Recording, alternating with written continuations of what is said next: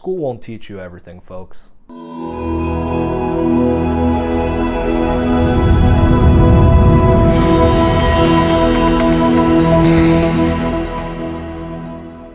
Alright, so before you guys say anything, I actually made a video about why school is great, and I had a very positive experience at Purdue and just higher education in general, so just check that out first. I wanted to make a flip side video as well because I like seeing things from two different angles, and I'm by no means someone that wants to tear down schools and all this stuff, but quite on the contrary, I think that there's changes that can be implemented on top of the system that we already have, and that's kind of what this video is all about, or just 5 different areas that I think schools should really focus on changing and adapting here in 2022 based off my experience and experiences that I just often hear about as well, and things that I think are pretty important that I also haven't really thought about before. So either before or after this video, please check out that other video as well in terms of why school is great and why I think there's a lot of value there. Check out both sides of the story if you're someone that's kind of on the fence, if you're younger, if you're thinking about going to college, if you're in college and thinking about dropping out. Don't drop out. Check out that video too. I promise there's tons of value that I think are also, honestly, in my mind, outweighing all this stuff. I like to describe as kind of a love-hate relationship with school. So I did super well. I'm not ashamed to admit that. I totally get that there's differences in experiences often because of performance. And, you know, some people perform amazingly, some people are pretty average like myself, and then there's people that perform very, very poorly. So I totally get there's so many ends of the like academic performance spectrum, and that can certainly affect your experience as well. So just disclaimer, I did perform well in high school, and then I think pretty average in college, but definitely, you know, just kept up like pretty strong GPA, and I think that I've been very academically oriented, and that may have biased me a little bit and kind of been the reason why I enjoyed school more than others. Had a ton of opportunities open to me that I don't think I would have had I not chosen to go to school, been in the environment that I was in, or just stayed in my hometown. I'm someone that grew up in a dysfunctional family, just long story short, and never really had a lot of these basic life skills, or even just like the basic like things that many kids should know that I was able to learn just by being in a different environment and becoming super independent. You know, I totally acknowledge that, you know, obviously I'm stuck with a ton of college debt, not as much as many other folks, especially those that have went on to grad school and all that stuff, but I definitely have a little bit that's going to take a while to pay off. And then I also do feel a strong divide with people that have not necessarily went to school, right? Like I understand that there's a divide there. It kind of sucks because I don't see myself differently, but there is a certain way that those that haven't went to college will look at you, and then there's a way that those have went to college will look at people that haven't. I am fortunate that I haven't become one of them, but I've met many folks that do, and I try not to associate with them because that's just wrong. There shouldn't be a divide there. Like, we're all humans, we're all figuring things out, and some people just think college is more worth it than others. But that's why I have a love or hate relationships with school, because there's many positives that have come out of it for me, and then there's a couple negatives as well. There's 100% areas that school needs to focus on in order to teach people to become better citizens. I'm not an academic, I'm not a politician, so just to let you know where I'm coming from, I'm just a normal guy that went to Purdue for undergrad for my bachelor's. I haven't started grad school yet, I am thinking about it. I don't have all the facts or all the info, nor do I really care to learn all about this stuff, because this is stuff that's for people that are more powerful than myself, that are paid to make these decisions. But ultimately, I hope I can be a resource and kind of a voice from a student that has only been out of school for only 2 years, in the hopes that future kids don't have to deal with some of the struggles that we currently and in the past have had to deal with as well. So it's always going to get better, but it never happens fast enough, unfortunately. But here it is. Here's the 5 big things in 2022 that our school system really needs to work on. And the number one thing, I don't even need the paper for this, student loan debt. Like, hands down, that is the number one most ridiculous thing that none of us probably really knew too much about when we were kids.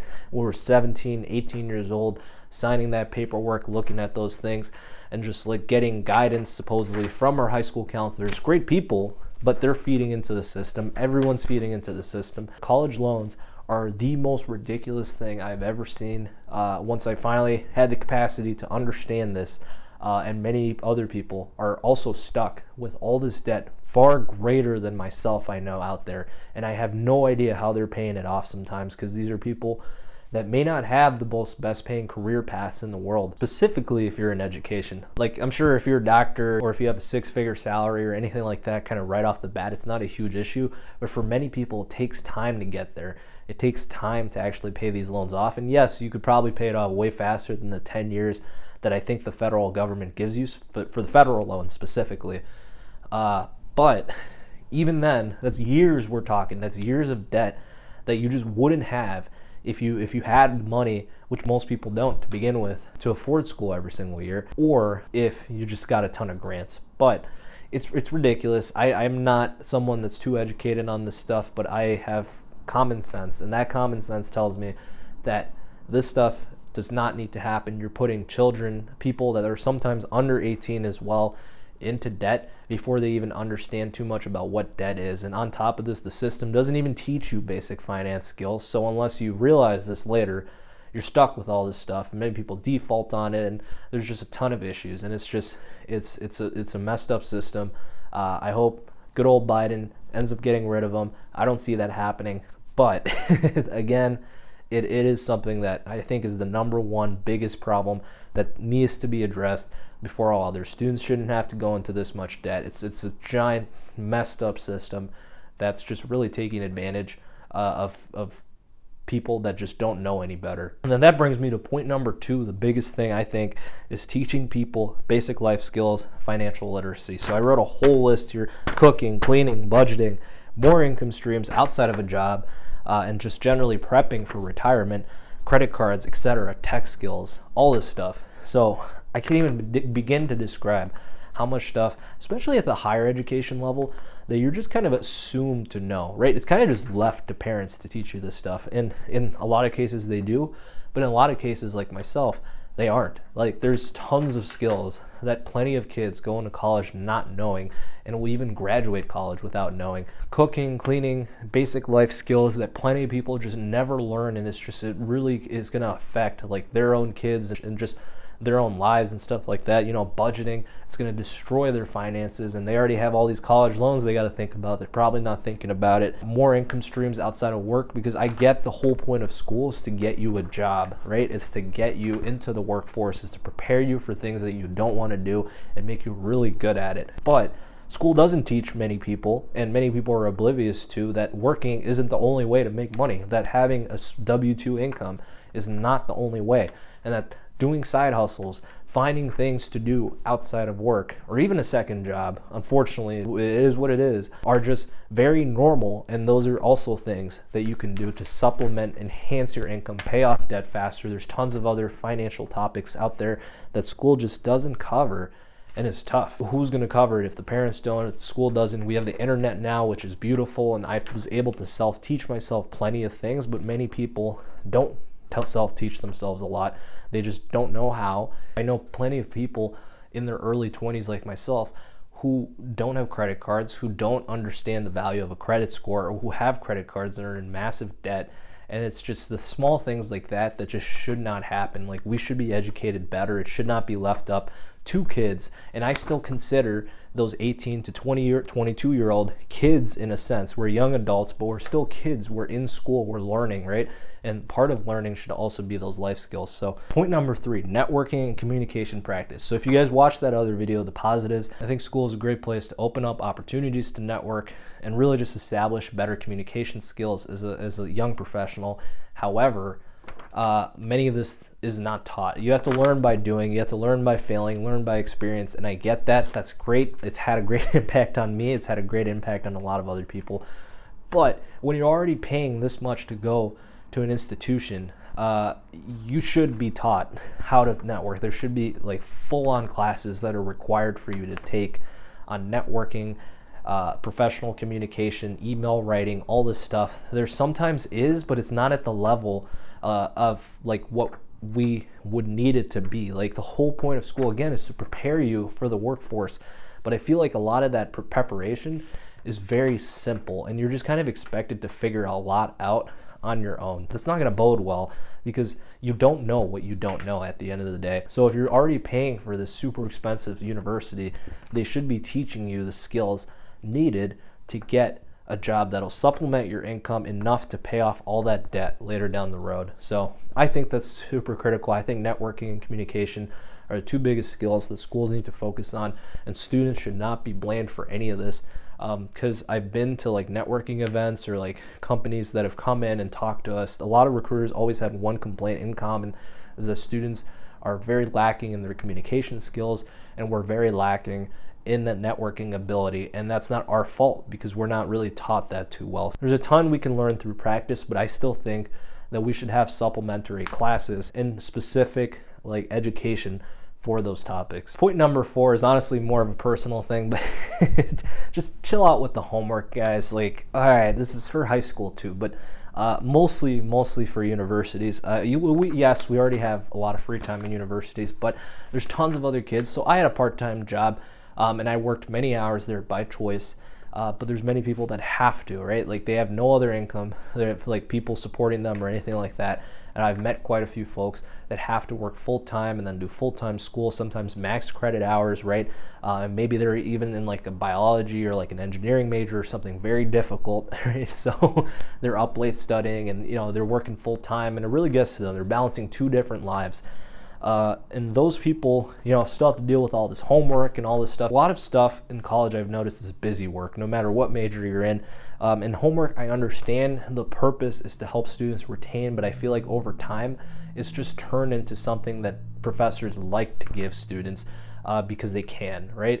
Or because they have to comply with some standard that says you need to create a certain amount of level of work for students. It's not fair to students that are already working very hard. They're paying tuition. There's plenty of students out there that are having to already balance a job and tons of other commitments on top of class. Like, gone are the days when you can just go to class and sit back and party for the rest of the day. You can still certainly do that, but generally, like, we're expected to do so much more now more than ever in order to stand out and be more recognized in the workforce, via a resume, building up a resume, stuff like that, or even just to survive for many students that don't have such a great financial background. I think homework is the one big thing that really needs to be kind of reevaluated, kind of looking at what really is essential to assign students, what isn't, how much can we actually teach in the classroom, in the place that they're actually paying to be at, right? And then how can we redesign curriculums in such a way where students can retain more without having to give them hours and hours of studying and busy work that honestly is more work than most humans will have to deal with when they leave college for the rest of their lives. I mean, especially nowadays with the importance of mental health, and I also think physical health is often overlooked in college. And I'm thankful that, tons of institutions are starting to talk about this more and provide resources, but the number one stress factor is always that homework. It's college. It's homework, it's college, it's busy work.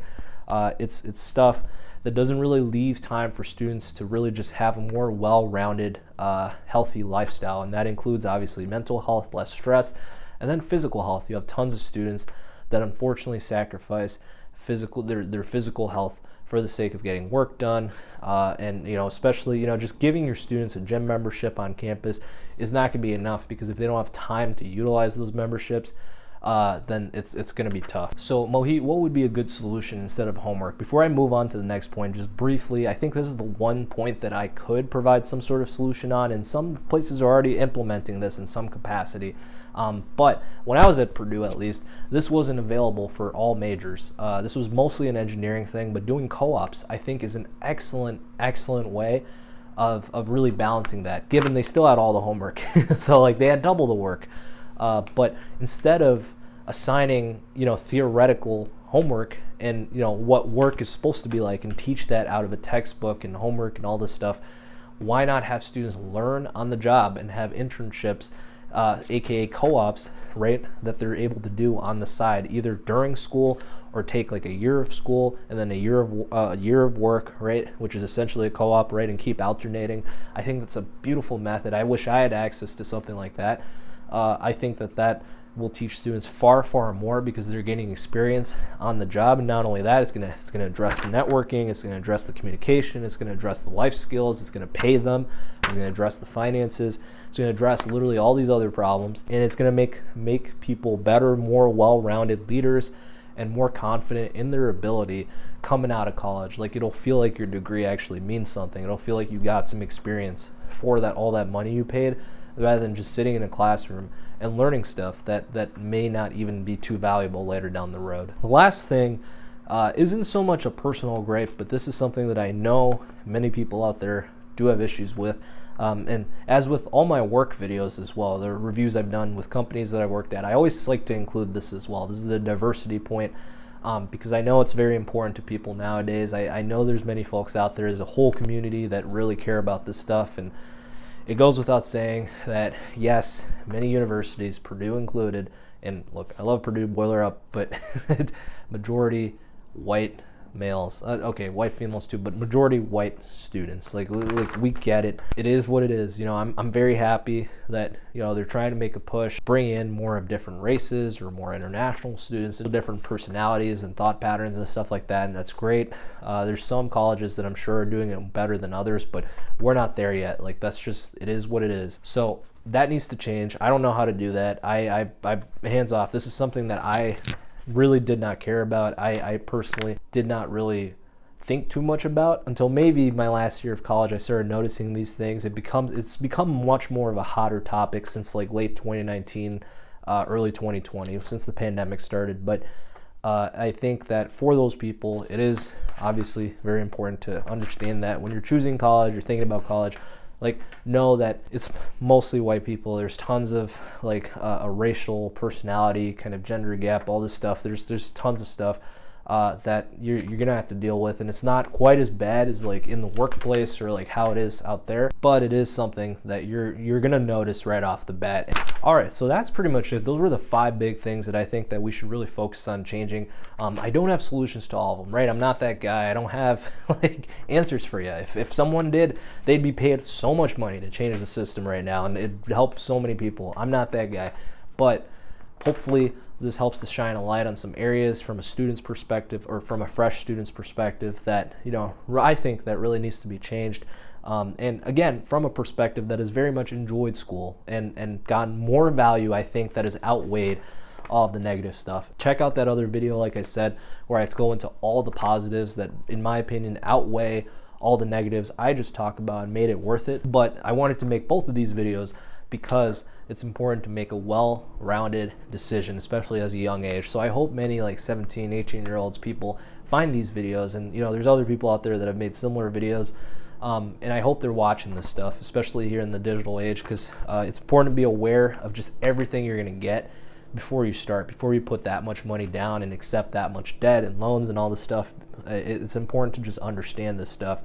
And, you know, I wish the system was a little different, but again, it is what it is. All you can do right now is just have all the knowledge and make well-informed decisions. And then also for the people that choose not to go to college, similar to kind of what I said at the end of the positives videos, understand the reality of kind of what we're facing right now. You can still do anything without higher education and without a degree, but just understand that you're gonna have to work like 5-10 times harder than most people. I know many people that can attest to that haven't went to college. I know many folks, I've read a lot of things, seen what the gap is like when I'm reading job postings and all this stuff, and yes, it's unfair, it sucks for people that haven't went to college and haven't walked out with a degree or just choose not to, right? But again, it is what it is, and that's something that we have to prep for. So just keep that in mind if you decide not to go to college. Anyways, y'all, that's the video. Let me know what you guys think. Leave some genuine comments below. I really want to kind of hear what you guys think. If these 2 videos have been very helpful, if they've really helped to kind of analyze school from a different perspective, and help to inform any decisions that you're thinking about, really smash that like button, and let's get this video trending higher than the ridiculous amount of combined student loan debt across the US. Please subscribe if even a fraction of my videos really resonate with you, and I'll see everybody in the next one. Peace out.